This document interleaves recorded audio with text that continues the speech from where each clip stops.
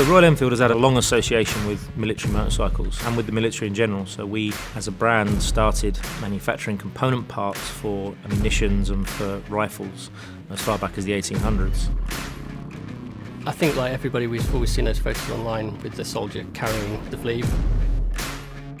I was very excited about the prospects of taking the ideas that we had from the flea and put them onto a classic 500. During World War II, Royal Enfield produced a number of different motorcycles for the War Department.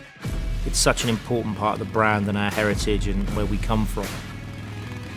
The uniqueness of the Flea is the story we wanted to tell.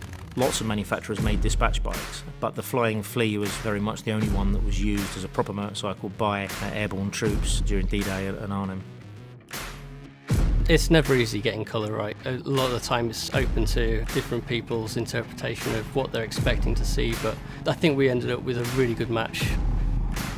We spent a lot of time with colour swatches. I okayed a colour swatch that was on a small card initially, and when the bike was painted in the full colour, it was wrong, so we had to bin a load of paint and start again in developing a new paint. So one of the key things was the ability to be able to have unique stencils, serial numbers. Again, things like the positioning and the placement of the Pegasus logo on the fuel tanks, recreating the RE roundel, making sure that that felt and looked as authentic as possible. The little yellow stripe on the side of the engine cover, which originally would have been used to define the centre of gravity of the motorcycle. Obviously today that doesn't mean anything, but we liked that attention to detail and making sure that was right.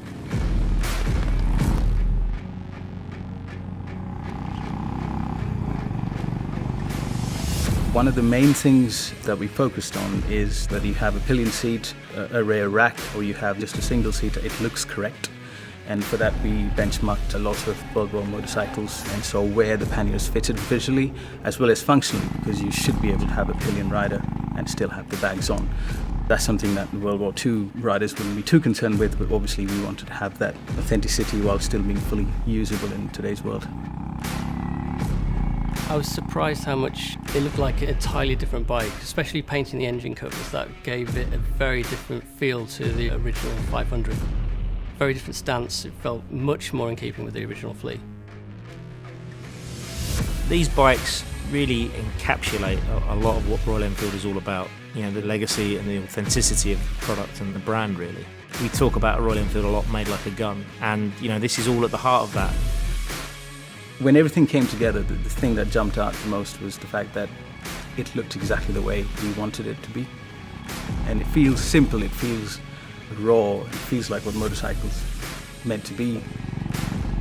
I think what makes these bikes special is the story behind them. It's the awareness that they will give people and the authenticity that has led to them being as they are. I mean, they're a great motorcycle, but it's the ability that they give us to tell the story. To capture that and tell that is something quite special to us.